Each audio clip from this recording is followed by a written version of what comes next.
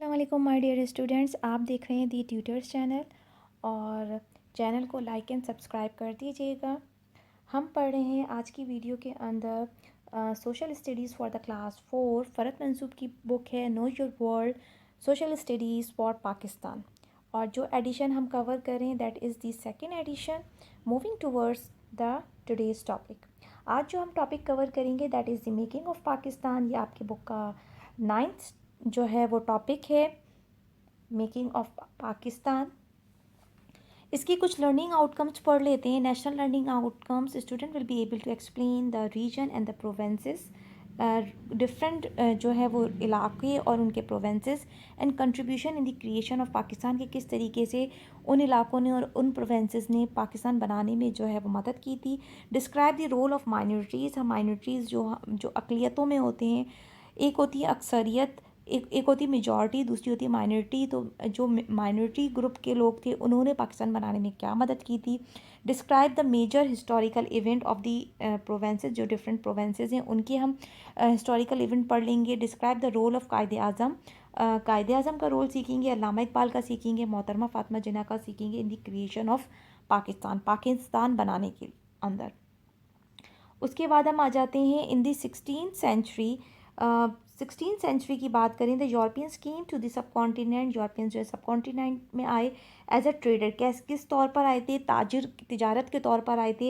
And gradually took over the control at as its ruler. और जो हमारे यहाँ के हुक्मरान थे उन पे उन्होंने क्या कर ली थी, उन्होंने हुकूमत कर ली थी। The British rule on the sub continent over the 200 years but was never accepted by the local people. लेकिन जो लोकल पीपल थे वो ब्रिटिश को जो है वो एक्सेप्ट नहीं कर रहे थे, मान नहीं रहे थे, including the Muslims and the Hindus. जो मुसलमान और हिंदूज़ थे दोनों को यही आर्ग्यूमेंट था कि हम ब्रिटिश को जो है एज अ रूलर नहीं, हम ब्रिटिश की जो हुकूमत है वो एक्सेप्ट नहीं करेंगे, बल्कि हमारे अपने कल्चर है, हमारे अपनी ट्रेडिशन है, हम उसको फॉलो करेंगे। They felt that their rights were denied by the British. वो ये चीज़ का एहसास हो गया था कि ब्रिटिश जो हैं वो उनको वो हकूक़ नहीं दे रहे जो कि देने चाहिए, जो ब्रिटिश रूलर्स हैं। And they never began to revolt against them in many states. The British crush such uprisings ruthlessly with their military might.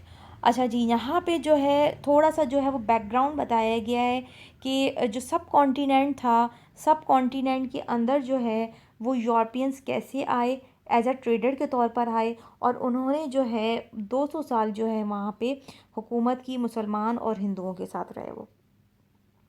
The British rule on the sub continent last for about the 200 years। अच्छा जी, Hindus and Muslims जो थे वो इन मुसलमान British के जो इन सारी चीज़ों से, उनकी हुकूमत से वो खुश नहीं थे और वो चाहते थे कि हम जो है इनको ब्रिटिश को यहाँ से निकाल दें। अब यहाँ पे जो है वॉर ऑफ इंडिपेंडेंस होगी। सबसे पहले जो है वॉर ऑफ इंडिपेंडेंस हो रही है 1857 के अंदर। The people of the sub continent unite against the unfair and the injustice rule of the British in a war. इन्होंने जो है ब्रिटिश के अगेंस्ट वॉर की। कौन कर रहे हैं? सब कॉन्टिनेंट के लोग, इसमें मुसलमान भी हैं और हिंदूज़ भी हैं। Known as the war of independence 1857। ठीक है, ये जंग आज़ादी थी 1857 की। The attitude of the British change, जब मुसलमानों ने और हिंदुओं ने जंग आज़ादी लड़ी तो मुसलमानों, ब्रिटिश का जो रवैया था मुसलमानों की तरफ वो काफ़ी तब्दील हो गया। And their social situation decline after the war, and their social situation decline. और उनकी जो सिचुएशन थी वो तब्दील होना शुरू हो गई थी, डिक्लाइन होना शुरू हो गई थी। किसकी डिक्लाइन होना शुरू हो गई थी? ब्रिटिश की डिक्लाइन होना शुरू हो गई थी, क्योंकि ब्रिटिश को ये एहसास हो गया था कि अब जो है यहाँ पर मज़ीद नहीं रहा जा सकता।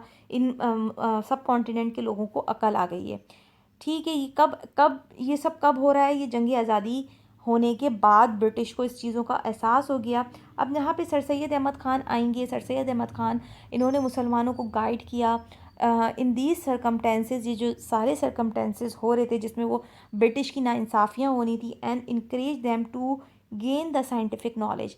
तो सर सैयद अहमद ख़ान ने मुसलमानों को कहा कि आपने साइंटिफिक नॉलेज सीखनी है, as well as that the English language. और इंग्लिश के ऊपर उन्होंने ख़ास जोर दिया कि आप इंग्लिश सीखें। For this purpose he set up the Mohammad Anglo Oriental school.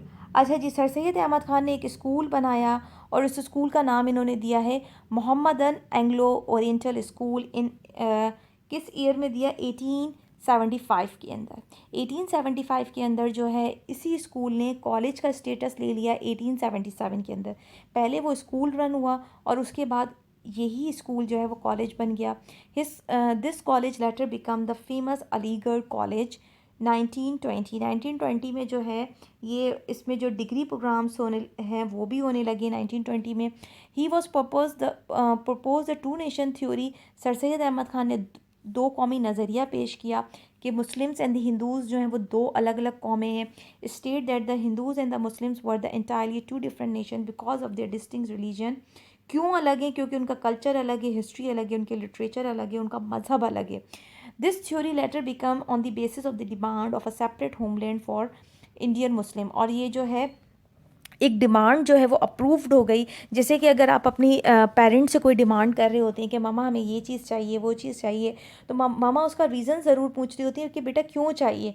तो इसी तरीके से इनको जो इंडिपेंडेंस की जो ख्वाहिशमंद थे, तो इन्होंने ये चीज़ बताई कि हमें आज़ाद मुल्क चाहिए। क्यों आज़ाद मुल्क चाहिए? इन्होंने यहाँ पे रीज़न भी बता दिया कि इनका कल्चर, इनका रिलीजन जो है वो सब जो है वो डिफरेंट है। उसके बाद आ जाती है regional contribution in the making of Pakistan. यहाँ पे हम पाकिस्तान बनने की बात करेंगे कि रीजनली डिफरेंट इलाकों ने क्या क्या किया। The struggle for the creation of Pakistan is referred as the Pakistan movement. जो भी स्ट्रगल की गई उसको तहरीक आज़ादी, यौम आज़ादी भी कहा जाता है। तहरीक आज़ादी की जो तहरीक थी उसके अंदर इसको कह रहे हैं Pakistan movement. The Muslims majority area played the key role. ज़्यादातर जो मेजर इलाके हैं उन्होंने की रोल प्ले किया in the making of Pakistan. ज़्यादातर इलाकों के नाम यहाँ पे जो दे रहे हैं, Sindh, Punjab, Balochistan, Khyber Pakhtunkhwa, Gilgit Baltistan, Azad Kashmir and the Bengal fully support the Pakistan. इन के जो लीडर्स थे, इन इलाकों के जो लीडर्स थे, उन्होंने पाकिस्तान का भरपूर साथ दिया, उसकी भरपूर हिमायत की। Moving towards the next page. अब हम नेक्स्ट पेज की तरफ आ जाते हैं। The resolution passed. फिर एक जो है बिल मंजूर हुआ 23 मार्च 1940 को, जिसे हम कहते हैं 23 मार्च, जो हमारा जो resolution day, Pakistan resolution day था, उसके अंदर क्या किया गया था? इसके अंदर बताया गया था कि जो लोकल पॉलिटिशियंस थे, बिजनेस पर्सनस थे and the student organisation convince people to join Quaid e Azam movement. Some of the names included. यहाँ पे कुछ लोगों को जो है वो इस तहरीक के अंदर शामिल किया गया। इनके नाम जो हैं वो मैं क्विकली रिव्यू कर देती हूँ। इसमें सबसे पहले हैं sir Abdullah Haroon and the Ghulam Hussain Hidayat from Sindh, ये सिंध से थे। Sir Mohammad Shafiq, sir Barkat Ali and Chaudhary रहमत अली फ्रॉम पंजाब, ये पंजाब से थे। काजी मोहम्मद ईसा एंड मोहम्मद जाफ़र ख़ान जमाली, ये बलूचिस्तान से थे। Abdul Rab Nishtar and Sardar Aurangzeb Khan from KP के। सैयद ज़ियाउद्दीन अंदरबी फ्रॉम कश्मीर, ये कश्मीर से थे। Mirza Hasan from the Gilgit and the Maulvi Fazlul Haq and the Khwaja Nizamuddin from Bengal. तो जिन इलाकों के जो लीडर्स थे उनके नाम ये हैं और इन्होंने जो है कायदे आज़म मूवमेंट में जो है वो भरपूर साथ दिया इन रीजन्स में। Next we have the Quaid-e Azam. आप सबको पता है the founder of the nation Quaid-e Azam Muhammad Ali Jinnah रहमतुल्लाह अलैह। ये इनका date of birth and the death का ईयर दिया हुआ है, मेंशन हुआ हुआ है यहाँ पर। Quaid e Azam Muhammad Ali Jinnah struggle for the independence of the Muslims leader and lead to the creation of Pakistan. इन्होंने जो है भरपूर जो है जद्दोजहद की है आज़ाद मुल्क के लिए। बिफोर 1947 पाकिस्तान बनने से पहले Muslim lived in as a minority. मुसलमान जो हैं वो अक़लियत में रह रहे थे, अक्सरियत में नहीं रह रहे थे। इन दी सब continent along with the Hindus majority, जो ज़्यादातर जो मेजॉरिटी में जो थे वो हिंदूज़ थे और मुस्लिम जो थे वो माइनॉरिटी में थे। अंडर द ब्रिटिश रूल, जो आपकी ब्रिटिश गवर्नमेंट हो रही, गवर्नमेंट की हुकूमत के अंदर। Next we have when the British finally decided, जब ब्रिटिश ने डिसाइड कर लिया कि हम जो है वो सब कॉन्टिनेंट को डिवाइड कर देंगे पाकिस्तान एंड द इंडिया के अंदर। They leave decided to leave, British ने फाइनली डिसाइड कर दिया कि वो यहाँ से चले जाएंगे, वो यहाँ से चले जाएंगे। They were ready for the to the transfer all the power to the local Hindus. और उन्होंने सोचा कि हम अपना तमाम इख्तियारात, तमाम पावर किसको दे देंगे? हिंदूज़ को दे देंगे। Quaid e Azam had realise a long time break that the Hindus never be fair with the Muslim. अब जब ब्रिटिश अपने सारे इख्तियारात मुसलमान हिंदूज़ को दे देंगे तो जो हिंदूज़ हैं वो मुसलमानों के साथ क्या होंगे, वो अच्छे नहीं रहेंगे, फेयर नहीं रहेंगे। ही ऑल्सो फियर्ड, उनको खौफ था that the Muslims may not be allowed freely practice their religion. और उनको डर था कि ब्रिटिश के जाने के बाद जो है ना हिंदू उनको ज़्यादा डराएंगे, धमकाएंगे और उनको रिलीजियस प्रैक्टिस नहीं करने देंगे। The Quaid Azam as a snatcher believe the two nation theory, उन्होंने दो कौमी नज़रिए को माना and convince the British to divide the subcontinent into the two countries. उन्होंने कायद आज़म ने कहा कि बजाय आप हिंदूज़ को आप अथॉरिटी दे दो, आप जो है सब कॉन्टिनेंट को डिवाइड कर दो दो पार्ट्स में, किसमें, इंडिया एंड दी पाकिस्तान के अंदर डिवाइड कर दो, ना कि हिंदूज़ को राइट दो। अगर हिंदूज़ को राइट मिल जाते तो हिंदूज़ जो है वो कभी भी मुसलमानों के साथ वो अच्छा रवैया इख्तियार नहीं करते। It was decided that the area with the Muslim majority, जहाँ पे मुसलमान ज़्यादा हैं, वो separate as a Muslim state Pakistan बना दिया जाए। Pakistan is a proud for her youth, particularly the students who were the nation builder of the tomorrow. Pakistan जो है वो एक बाइस फ़ख्र जो है हमारा मुल्क है, और उन बच्चों के लिए जो कि आने वाली जनरेशन, जो कि जिनके हाथों में पाकिस्तान का मुस्तकबिल आइंदा आने वाले सालों में है। They must fully equip themself, उन्होंने उनको इक्विप किया with the discipline, education and train for the adherence task lying I had to them. जैसे कि आपने अभी इससे पहले ऊपर की लाइंस में हमने पैराग्राफ में पढ़ा है कि कायद आज़म ने जितना भी कुछ स्ट्रगल किया, जितना भी साथ दिया, उसमें सर सैयद अहमद ख़ान ने मुसलमानों को ये चीज़ बता दी गई थी कि साइंटिफिक नॉलेज आपने लेनी है, इंग्लिश को सीखना है। और same the Quaid Azam code the young people about their responsibilities toward the beloved country. Quaid Azam ने बताया कि मुसलमानों के कंधों पे जिम्मेदारी है एक ब्लव कंट्री की। The country future lies in the young's hand, जो आने वाले बच्चे उनके हाथ में। दे मस्ट वर्क हार्ड, उन्होंने बहुत मेहनत करनी है। टू गेट गुड एजुकेशन, आपने अच्छी तालीम हासिल करनी है। When they grow they should get train in different profession, और यही बच्चे आने वाले जो बच्चे अभी तालीम हासिल कर रहे हैं वो डिफरेंट प्रोफेशन में जाएंगे। So they were able to work for the progress of the country, और कंट्री की प्रोग्रेस के लिए काम करेंगे। Quaid Azam stress on maintaining the unity, faith and the discipline on many occasion. Unity makes a nation stronger. Faith in God and some common objectives make the nation focus on the growth. ठीक है जी, ये सारी चीज़ें जो है हमें बताती हैं, और हमें आज भी जो है कायद आज़म के इस मैसेज को याद रखना है कि हमें जो है एक स्ट्रॉन्ग नेशन बनना है, और हमारा ईमान जो है अल्लाह ताला पे वो बहुत पक्का होना चाहिए। और हमारा जो ऑब्जेक्टिव, जिस ऑब्जेक्टिव के लिए हमने पाकिस्तान बनाया, उस ऑब्जेक्टिव को हमें कभी भी जो है वो डिसमिस नहीं करना चाहिए, और हमें एक स्ट्रॉन्ग नेशन और मुस्लिम नेशन बन के जो है एक प्लेटफॉर्म पे टूवर्ड्स दी वर्ल्ड पूरी दुनिया को दिखाना है। द डिसिप्लिन हेल्प, जो भी डिसिप्लिन होता है वो हेल्प करता है follow the laws order and not do anything that does not benefit all the citizens. और हमें वो काम नहीं करने चाहिए जो कि शहरी लोगों के लिए फ़ायदेमंद नहीं होते। This is the only way, सिर्फ यही एक वे है कि हम जो है थैंक कर सकते हैं, किसको कर सकते हैं, कायद आज़म को थैंक यू कह सकते हैं for getting us for own country where we live as an independent citizen. ये चीज़ें हमने चैप्टर नंबर 1 में भी पढ़ी थी कि कुछ राइट्स होती हैं, कुछ रिस्पॉन्सिबिलिटीज़ होती हैं।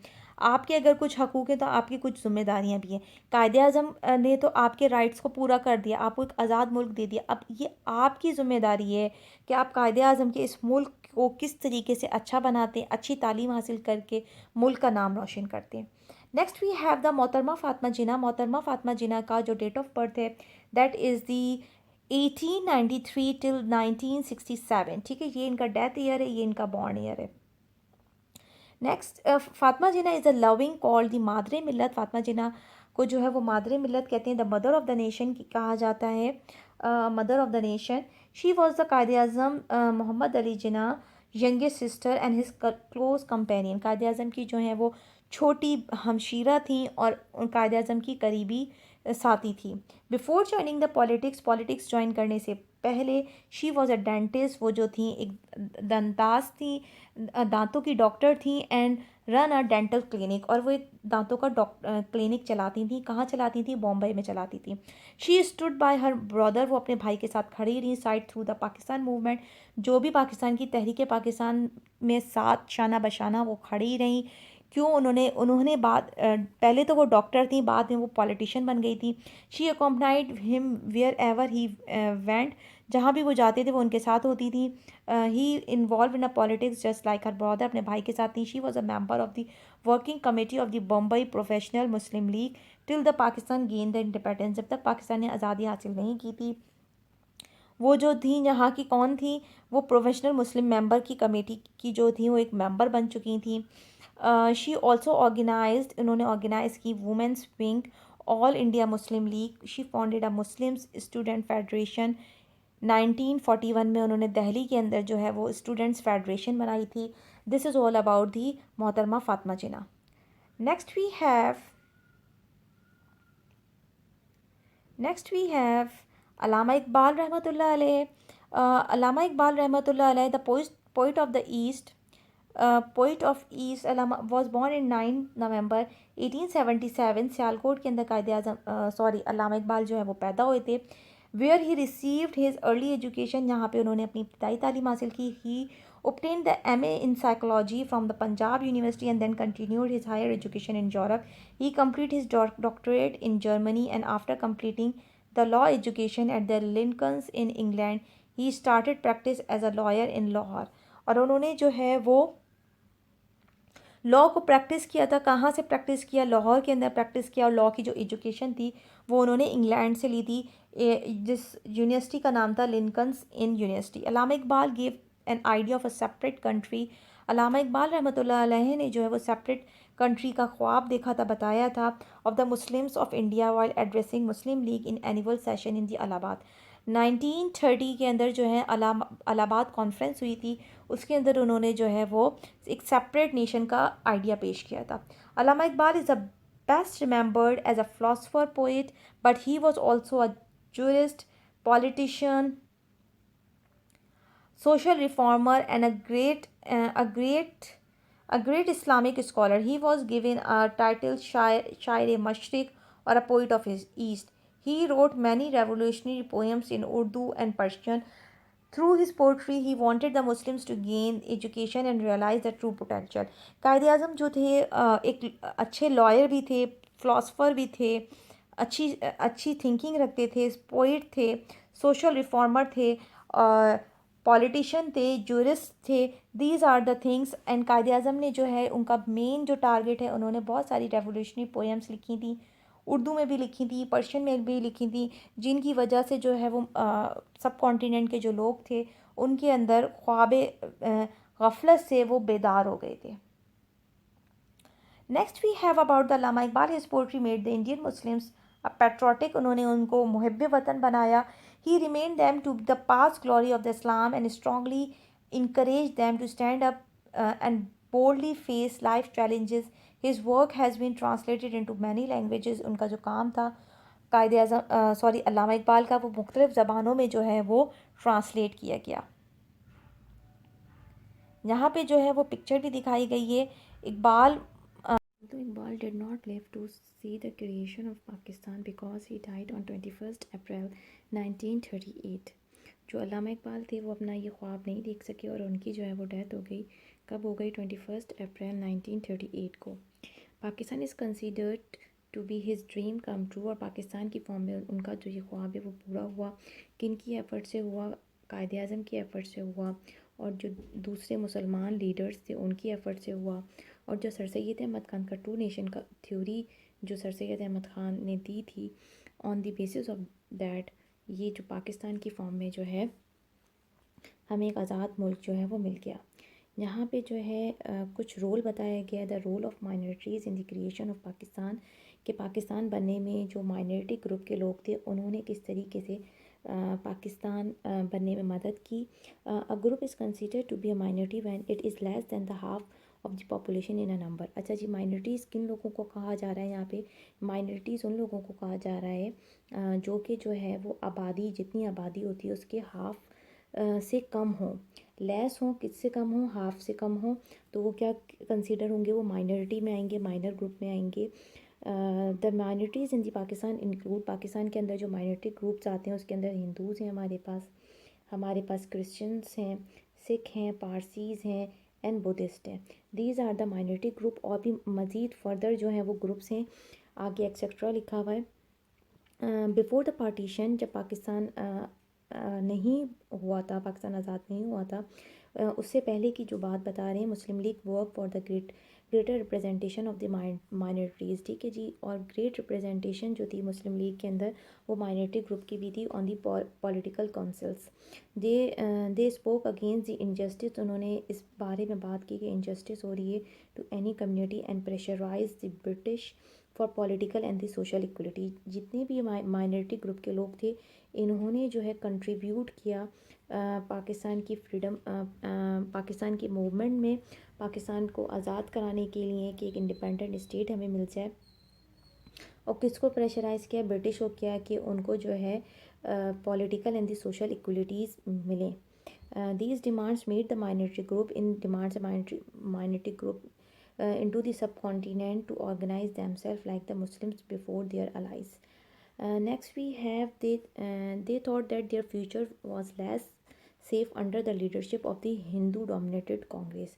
उनको था कि अगर हिंदूज़ आ जाएंगे और पाकिस्तान जो सब कॉन्टिनेंट है वो नहीं अगर डिवाइड हो सका इंडिया इन द पाकिस्तान की फॉर्म में, तो क्या होगा, जो हिंदूज़ हैं वो डोमिनेट हो जाएंगे और जो माइनॉरिटी का ग्रुप है वो क्या होगा, वो अफेक्ट हो जाएगा। वो नहीं चाहते थे कि हिंदूज़ आके जो है वो लीड करें आफ्टर द ब्रिटिश। वो चाहते थे कि ब्रिटिश गवर्नमेंट के बाद जो है दो सेपरेट स्टेट्स बन जाएं, पाकिस्तान और दी इंडिया, दो सेपरेट स्टेट जो हैं वो फॉर्म हो जाएं, और जो माइनॉरिटी ग्रुप था वो पाकिस्तान के साथ था। All the leaders of the India, जितने भी लीडर्स थे, all the leaders of the Indian Christian Association, Diwan Bahadur Singha declare that the Christian throughout the subcontinent should be counted with Muslims.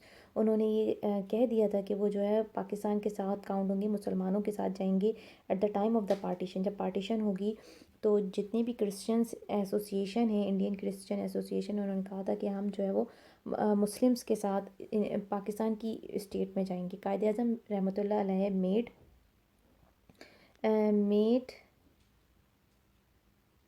जोरिंदर Nath Mandal the first law minister of the Pakistan. और जी ये नाम आप बहुत अच्छे से जो है वो एक दफ़ा दोबारा देख लीजिए। इनको जो है वो पाकिस्तान का जो है फर्स्ट लॉ मिनिस्टर बनाया गया था। किनको बनाया गया था? ही वॉज एन क्रिश्चियन, जोरिंद्रा नथ मंदाल। ही promises the religious minorities in the Pakistan that they will be free to follow the religions that they will be that they will be sure equal as any other citizens of the Pakistan। जिस तरीके से दूसरे जो Pakistanis हैं वो जिस तरीके से अपनी इक्वल राइट्स ले रहे हैं, इसी तरीके से जो माइनॉरिटी ग्रुप है वो भी अपनी रिलीजियस जो जितने भी रिलीजियस उनके इवेंट्स हैं वो ऐसे ही फॉलो करेंगे जैसे कि दूसरे पाकिस्तानी सिटीजन्स कर रहे हैं। Many religious minority group opt to remain in Pakistan. जो माइनॉरिटी ग्रुप थे वो पाकिस्तान में ही रहे, rather than they move to India. वो इंडिया जाने को उन्होंने प्रेफरेंस नहीं दी after the independence 1947। Rich families, जो बहुत अमीर फैमिलीज़ थी from the minority group like Parsis, help newly form country to set up the industries, press. और उन्होंने जो है जो जितनी भी अमीर फैमिलीज़ थी उन्होंने क्या किया, उन्होंने सेटअप लगाए, इंडस्ट्रीज़ लगाई, प्रेस लगाए। In the national assembly of Pakistan today 10 seats were reserve. कितनी सीट्स हैं, ये भी एक इंपॉर्टेंट MCQ बन सकता है कि 10 सीट्स जो हैं वो माइनॉरिटी जो ग्रुप को दी जाती हैं। इसके अलावा डिफरेंट जो है वो जॉब्स के अंदर भी जो है माइनॉरिटी ग्रुप को जो है वो कंसीडर किया जाता है।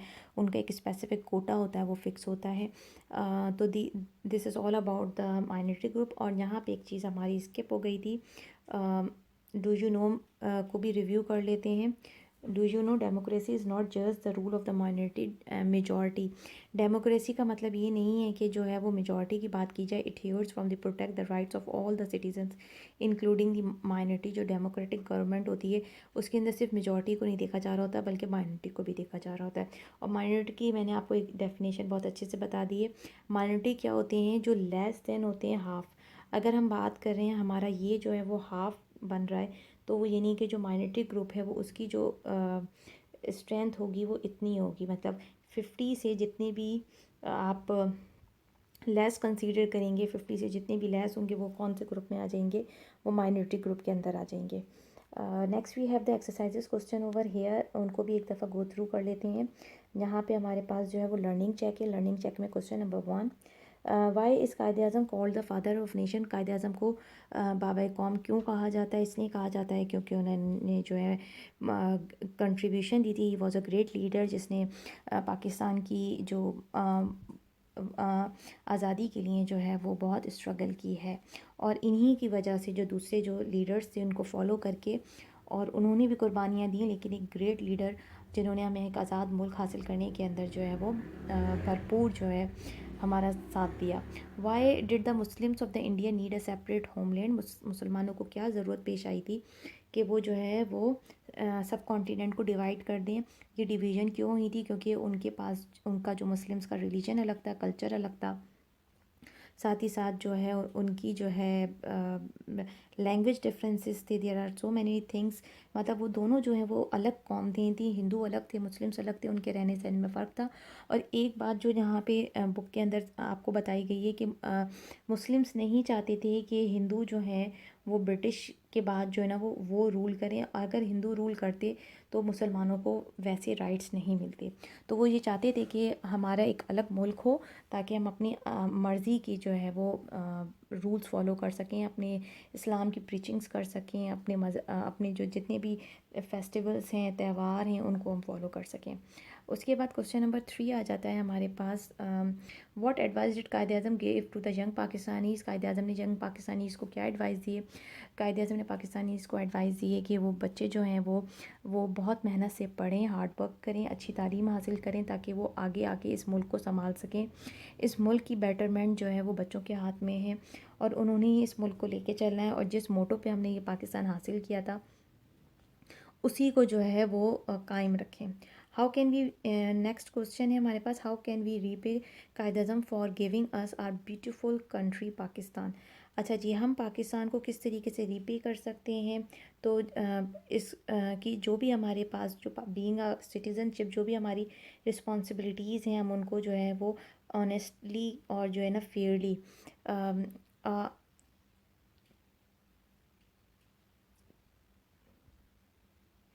ठीक है जी, जो भी रिस्पॉन्सिबिलिटीज़ हैं उनको हम फुलफ़िल कर सकें। दीज आर द रिस्पॉन्सिबिलिटीज़ जो कि हमें फुलफ़िल करनी है। In what way did Mohtarma Fatima Jinnah help in the Pakistan movement. Mohtarma Fatima जिन्ना की सबसे बड़ी कंट्रीब्यूशन ये थी कि उन्होंने जो है वो डेंटिस्ट, जो उनका पेशा था, अपना डेंटिस्ट क्लिनिक छोड़ के, और जो है वो अपने भाई के साथ जो है वो पॉलिटिकल अफेयर्स को, पॉलिटिकल मैटर्स को जो है वो डील किया। वो हमेशा जो है कायद अज़म के साथ हमेशा होती थी, और वो मूवमेंट का जो है वो हिस्सा बनी।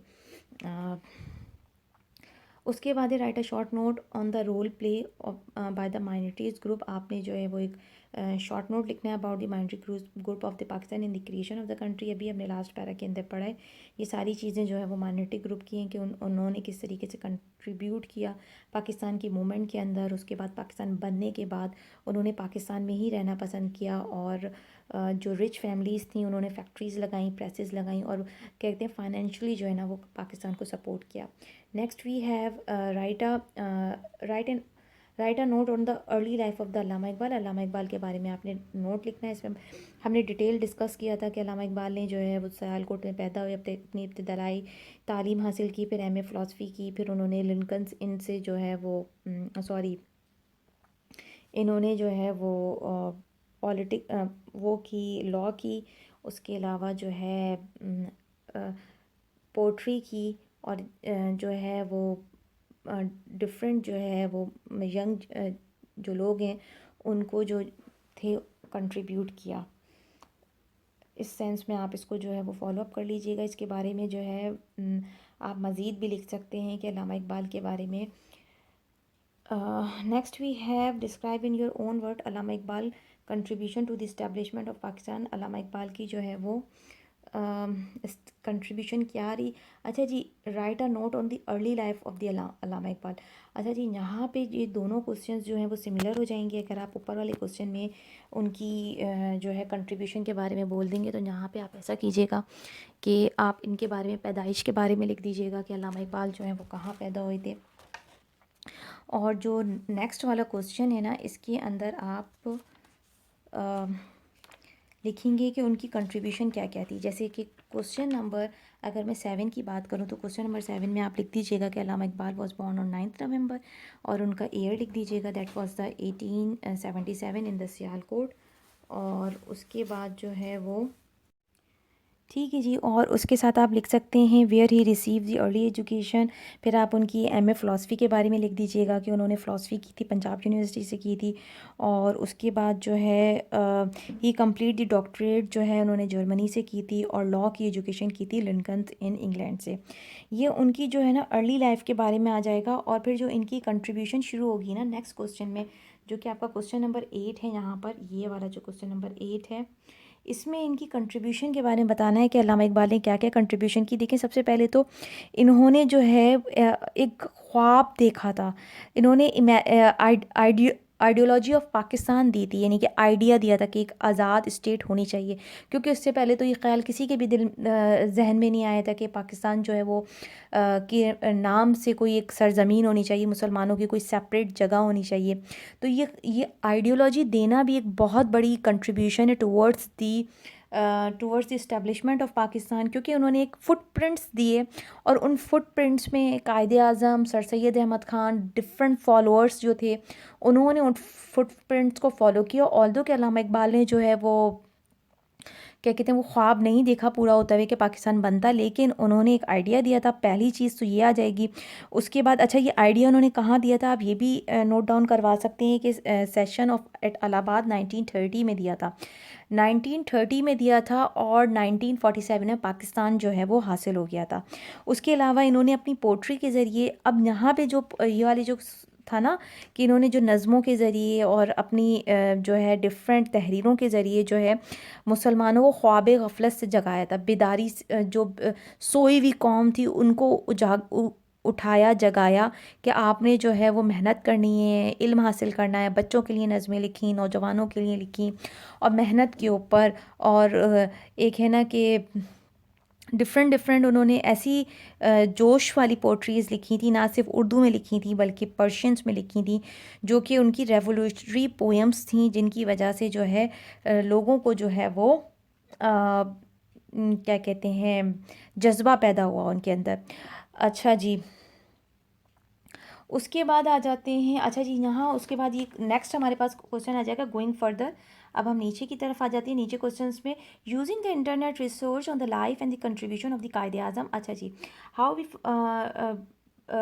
यहाँ पे आपने जो है कायदे आज़म के बारे में रिसर्च करनी है, और रिसर्च करके आप लोगों ने कायदे आज़म के बारे में जो है उनकी लाइफ के बारे में और उनकी कंट्रीब्यूशन, ये दोनों चीज़ें आपने कायदे आज़म के बारे में शो करनी है। आप सिंपल इसको गूगल करके खुद से पढ़ सकती हैं ना। आई नो कि ये क्वेश्चंस जो हैं जितने भी गोइंग फर्दर के क्वेश्चंस हैं ना, तो टीचर आपको इवन दो आपको टीचर क्लास में पढ़ के भी नहीं बताएंगी। लाइक मैं तो पढ़ भी रही हूँ, टीचर तो आपको पढ़ के भी नहीं बताएंगी। ये इसलिए आप देखें, कर लिया करें इन क्वेश्चंस को। नेसेसरी नहीं है कि आप इनको बैठ के सॉल्व ही करना शुरू कर दें, लेकिन एक गो थ्रू लेना, एक छोटा सा रिव्यू ले लेने से क्या होगा कि आपने अभी जितनी भी चीज़ें पढ़ी हैं, आपके पास चैप्टर की जितनी भी नो हाउ है, तो वो आपको रिव्यू हो जाएगी, और आपका पढ़ा हुआ जो भी है वो रिकैप होकर और बुलेट्स की पॉइंट में आपके माइंड में आ जाएगा। फिर अगर हो सकता है पेपर में कहीं फ्री हैंड क्वेश्चन आ जाए, कोई शॉर्ट नोट लिखना आ जाए, कोई पूछ ले right a short note on the Quaid-e आज़म, तो फिर आपको हेल्प मिल जाएगी उस इंटरनेट सर्च से। क्योंकि आपकी बुक के अंदर ना तो अल्लामा इकबाल के बारे में इतना डिटेल बताया गया है, ना तो कायदे आज़म के बारे में इतना डिटेल बताया गया है। और इससे पहले हमने जो 4 खलीफा पढ़े थे उनके बारे में भी इतना डिटेल नहीं है, ऑल्दो हज़रत मोहम्मद सल्लल्लाहु अलैहि वसल्लम के बारे में भी नहीं है। क्योंकि ये क्लास 4 में हमने बस जस्ट प्रिसाइज चीज़ों को नो हाउ कर रहे हैं। लेटर ऑन जैसे जैसे आप बड़ी क्लासेस में जाते जाएंगे, इनके बारे में आपको इंडिविजुअल चैप्टर्स मिलेंगे। हज़रत उमर के बारे में मिलेगा, हज़रत अबू बकर के बारे में मिलेगा, हज़रत मोहम्मद सल्लल्लाहु अलैहि वसल्लम के बारे में आपको पूरा चैप्टर मिलेगा। इसके अलावा जो है अल्लामा इकबाल के बारे में मिलेगा, कायदे आज़म के बारे में मिलेगा। तो दीज आर द थिंग्स, अगर आप अभी से इनकी सर्च कर लेंगे तो आप ही का फ़ायदा है। और यहाँ पे अब हम क्वेश्चन नंबर सेकंड की साइड मूव करते हैं एंड रीड करते हैं। क्वेश्चन नंबर सेकंड में क्या पूछा गया है, find and read some poems of the Allama Iqbal from your school library. आपने अपनी स्कूल की लाइब्रेरी से क्या करना है, कुछ अच्छी सी पोएम्स पढ़नी है अल्लामा इकबाल की। अल्लामा इकबाल की सारी पोएम्स बहुत अच्छी हैं, लेकिन वो पोएम्स पढ़िएगा जो आपको समझ में आए। And learn a few couplets from one of this poem, और उन पोएम्स में से आपने कुछ जो है वो सीखना है, याद कर लेना है बाय हार्ट। आपने उनको ज़बानी याद कर लेना है। Organize a performance in your class where each student can recite. एक बच्चा जो है वो पढ़ेगा what they have learn, write a short introduction to explain which poem the couplets were taken from the theme. और फिर दूसरा बच्चे बताएंगे कि उन्होंने कहाँ से लिए, किस जगह से लिए, और इसका थीम क्या है। अच्छा जी, ये बहुत अच्छी एक्टिविटी है। और आई डू रिमेंबर कि जो अभी सेशन पास आउट होके गया है 2021 एंड 22 का, जो बच्चे अभी वीडियो भी देख रहे होंगे, तो उनके टाइम पर मैंने उनकी क्लास में जब इकबाल डे सेलिब्रेट हुआ था, तो बहुत सारे बच्चे जो है वो अल्लामा इकबाल के गेटअप में आए थे। एट दैट टाइम बच्चों ने बहुत ज़बरदस्त शेर पढ़े थे, और वीडियोज़ हैं मेरे पास। इंशाल्लाह मैं कोशिश करूँगी कि उसको अपने चैनल पे भी अपलोड कर दूँ। तो आप लोग देखिएगा कि ये एक्टिविटीज़, जितनी भी एक्टिविटीज़ हैं, ये जो स्कूल में परफॉर्म हो रही होती हैं बेटा, these will also mark in your life. ये चीज़ें जो हैं आप जो कर रहे होते हैं, रिसर्च कर रहे होते हैं, ये आपको सारी ज़िंदगी जो है वो हेल्प आउट करती हैं।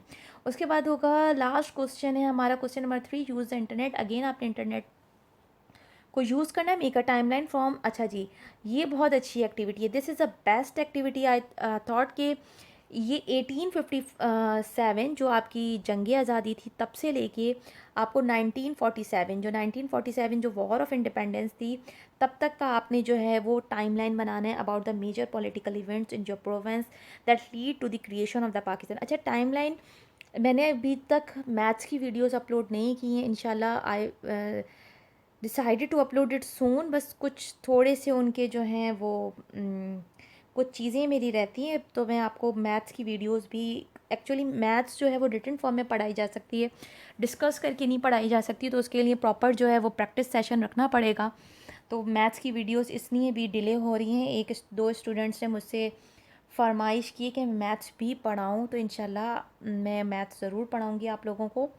अच्छा जी, टाइमलाइन बनाने का मैं आपको थोड़ा सा जो है ना वो स्केच करके बता रही हूँ कि टाइमलाइन बनती किस तरीके से। टाइमलाइन इस तरीके से बनती है, सबसे पहले एक स्ट्रेट लाइन होती है, ठीक है जी। इस लाइन को थोड़ा सा हम जो है वो मज़ीद ब्रॉड कर देते हैं ताकि आपको बनाने में, स्केच करने में विजिबल हो जाए। ये हमारी जो है ना एक लाइन है, ठीक है। ये अभी तो ये एरो है, बट आप इसको लाइन अज्यूम करें कि ये जो है वो एक लाइन है। इस लाइन पे क्या होता है, इस लाइन पे डिफरेंट जो है ना मार्किंग हुई होती है। जैसे ये फर्स्ट मार्किंग है, ये फर्स्ट मार्किंग है, ये सेकंड है, ये थर्ड है, ये फोर्थ है, ये फिफ्थ है, ये सिक्स्थ है, ये सेवन्थ है, ये eighth, ninth, tenth, so on.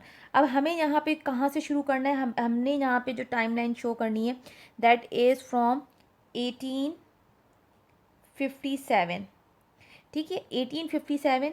अच्छा जी, 1857 के बाद ये आ जाएगा आपका 58,